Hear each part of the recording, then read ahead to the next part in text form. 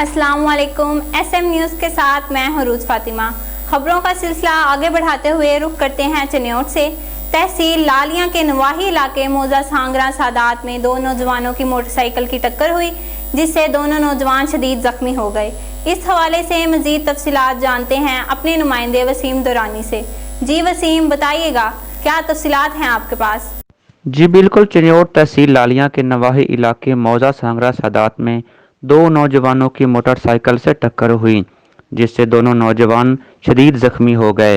Rescue 1122 की बराबर call करने पर 11-22 की टीमें मौका पर पहुंच गईं और दोनों नौजवानों को इब्तदाई तिबी इमदाद फराहम की गई।